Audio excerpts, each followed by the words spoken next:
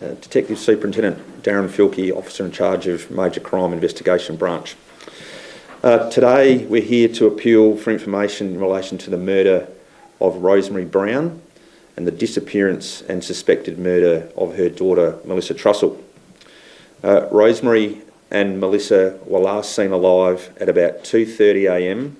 on Saturday the 13th of May in the year 2000, when they left a property in Dover Street at Blair Athol, where they were living in a caravan with another male and also Rosemary's son Nathan. At the time of the disappearance, Rosemary was 33 years old and Melissa was 15 years old.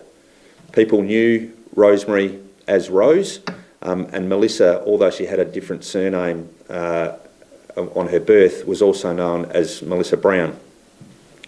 On the 14th of May 2000, friends of Rosemary reported both Rosemary and Melissa as missing, and on the 25th of May, the disappearance of Rosemary and Melissa was declared a major crime.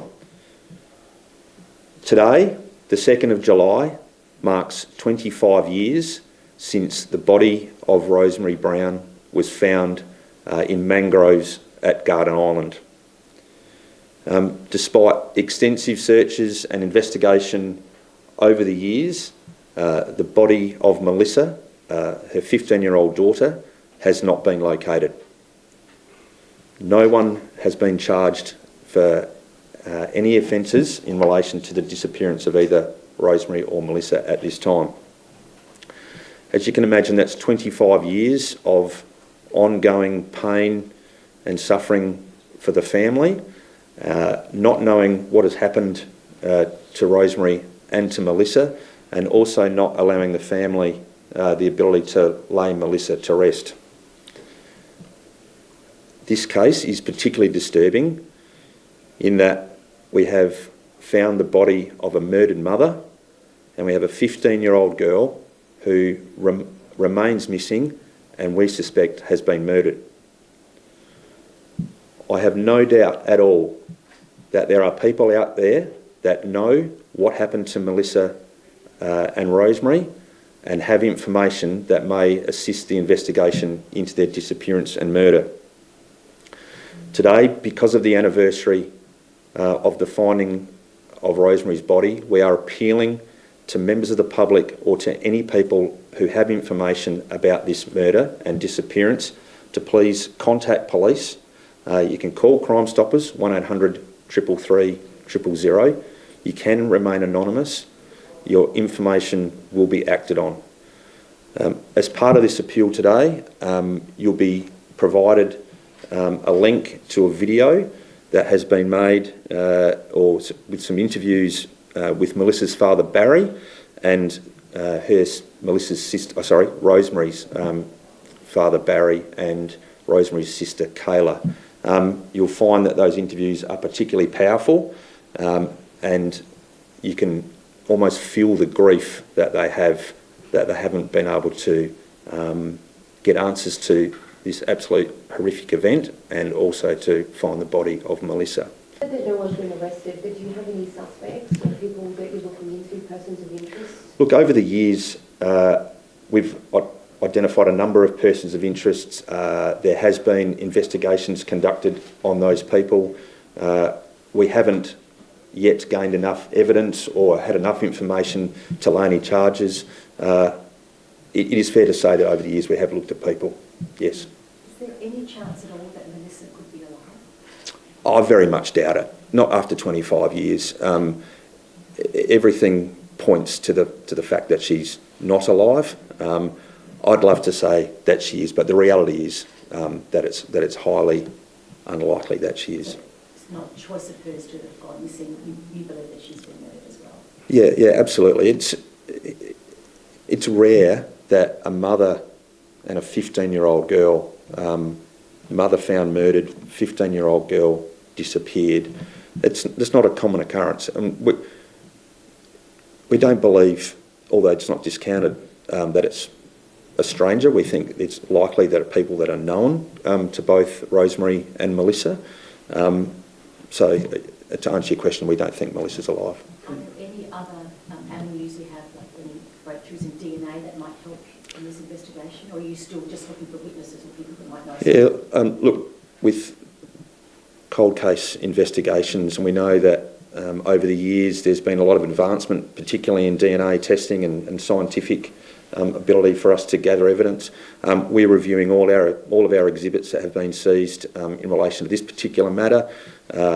There are exhibits back with Forensic Science Centre that are undergoing further testing, and some of that will be DNA testing. A handbag was found and has previously been reported as being found in the days after they were reported missing, and that has been and will be re-subjected to forensic testing. So yeah, we're looking at all avenues. So today is an appeal for further information, but I can guarantee that in the background there's also a lot of work being done by investigators. I know it's the 25th anniversary, but do you feel or do you believe that you might be close to some sort of breakthrough? Yes, I think we are. We're following some positive lines of inquiry, but we can always have more information, and sometimes it's those little pieces of the jigsaw puzzle that we're looking for to put it all together. We never give up on these things, and we'll always look for persons of interest or suspects in this case, but we still need some information. Given the passage of time, are you still hoping that someone's conscience might be, Yeah, absolutely. I mean, the passage of time kind of has some advantages for us in some respects, where, friendships and allegiances that might have been there 25 years ago may have faltered or maybe splintered, and now might be the time after today, if they want to pick the anniversary as a day to come forward, if they've been looking for that key date that they just want to get something off their chest. Absolutely, we think there are people that will know information, and the passage of time actually might help that, because they're not so tied to what they were 25 years ago. It's also important to note, if I can just say, there is a $1 million reward on offer for people who provide information that might lead to the apprehension and conviction and the location of the remains of Melissa. And there's also a $200,000 reward for people who have information that might lead to the identification of an arrest of a suspect and conviction in relation to Rosemary. So now is a very, very good time for people to come forward. We're appealing for you to come forward. It is a long time ago, but an event like this will live in someone's memory, I'm sure. And they can remain anonymous as well? Absolutely. Particularly if they call Crime Stoppers, they can remain anonymous. Clearly, we'd love to be able to speak to people and know who they are, but if they want to remain anonymous, there's the mechanism for that to happen. Sorry? Just back to this, look, if you had a message for anyone involved in it or the people responsible, what would it be? If people know about this, are involved in this, or are responsible for this, my message is now is the time to come forward with information. Now is the time to tell your story.